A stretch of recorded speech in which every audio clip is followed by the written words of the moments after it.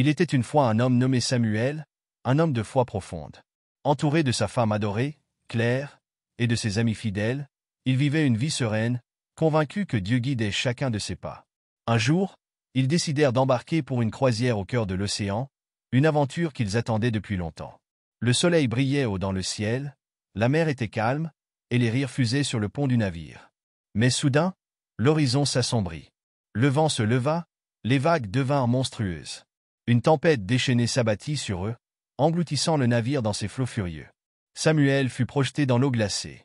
Lorsqu'il reprit conscience, il était seul, agrippé à une planche de bois, ballotté par les vagues sans fin. Plus aucune trace de Claire, ni de ses amis. Le silence de l'océan était assourdissant. Malgré la peur qui serrait son cœur, Samuel ne cessa de murmurer « Dieu me sauvera ». Cette conviction était sa seule ancre dans cette immensité menaçante. Au bout de quelques heures, un petit bateau de pêche surgit à l'horizon.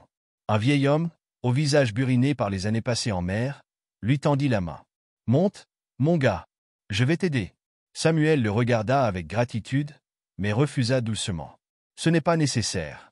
Dieu me sauvera. » Le pêcheur, surpris, insista. « Tu vas mourir si tu restes là. » Mais Samuel resta ferme, et le vieil homme s'éloigna à regret. Les heures passèrent. Le soleil était à son zénith, brûlant sa peau. La soif, la fatigue et le désespoir commençaient à le ronger. Puis, un bruit de pales fendit le ciel. Un hélicoptère des gardes-côtes apparut, déployant une échelle jusqu'à lui. « Accrochez-vous, nous allons vous sauver !» cria un secouriste. Mais Samuel, faiblissant, répéta avec la même conviction. « Ce n'est pas la peine. Dieu me sauvera. » L'hélicoptère, à court de carburant, dut repartir.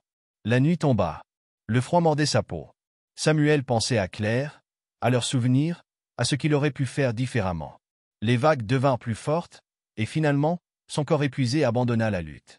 Samuel ouvrit les yeux dans un lieu baigné d'une douce lumière. Devant lui, un ange à la présence apaisante l'observait. « Pourquoi Dieu ne m'a-t-il pas sauvé ?» murmura Samuel, accablé de tristesse. L'ange sourit avec bienveillance. « Samuel, Dieu t'a envoyé le pêcheur et l'hélicoptère. Mais tu n'as pas su reconnaître son aide. » Les paroles de l'ange retentirent comme un écho douloureux.